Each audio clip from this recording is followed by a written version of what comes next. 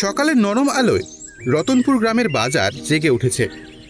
চারিদিকের মানুষের কোলাহল, সবজি বিক্রেতার হাঁক ডাক আর মাটির চুলার ধোঁয়া।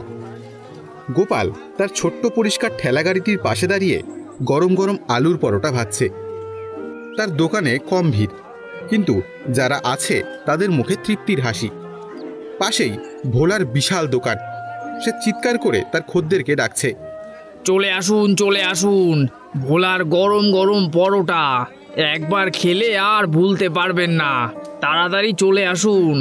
একজন বৃদ্ধ লাঠিতে ভর দিয়ে কাঁপতে কাঁপতে গোপালের দোকানের সামনে এসে দাঁড়ায়। তার চোখে খিদে। বাবা, বড্ড খিদে পেয়েছে বাবা। 2 দিন হয়ে গেল আমি কিচ্ছুটি খাইনি। আমাকে তুমি একটা পরোটা দেবে বাবা?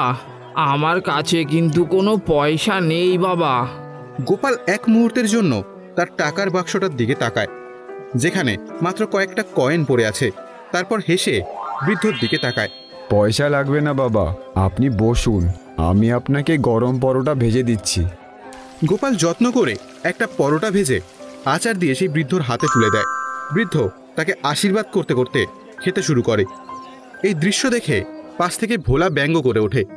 আবার শুরু করলি তুই তোর ভিক্ষা দেওয়ার পালা? বলি, ব্যবসা করতে এসেছিস নাকি ধর্মশালা খুলেছিস? এভাবে চলতে থাকলে তো তুই তোর বউ আর ছেলেকে নিয়ে পথে বসবি রে বেটা। যার যা ভাগ্য সে তাই পায় ভোলা ভাই। আমার কাছে ক্ষুধার্তের মুখের হাসির চেয়ে বড় রোজগার আর কিছুই নেই। গোপালের মনটা একদম সোনার মতো, ওর মতো মানুষই হয় না। এই ছিল গোপাল। তার সততা আর দয়ার জন্য গ্রামের সকলেই তাকে শ্রদ্ধা করত, কিন্তু এতে তার দরিদ্রতা ঘুচত না। তার স্ত্রী লক্ষ্মীও স্বামীর এই স্বভাব নিয়ে চিন্তায় থাকত।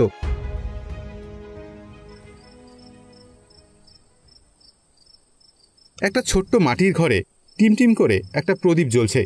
লক্ষ্মী ছেঁড়া কাপড় সেলাই করছে, আর তার ছেলে রাম বসে আছে। গোপাল দিনের সামান্য রোজগার হাতে নিয়ে ঘরে ঢোকে। আজকে মাত্র এই কটা টাকা?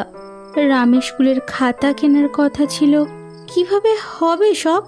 কি করব বলো, আজকেও কয়েকজন গরিব লোক এসেছিল, তাদের না খাইয়ে ফেরাতে পারলাম না।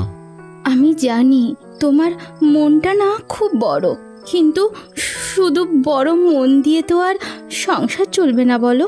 ছেলেটার ভবিষ্যৎ আছে, আমাদেরও তো পেট আছে। তুমি নিজের কথা না ভাবো, অন্তত আমাদের কথা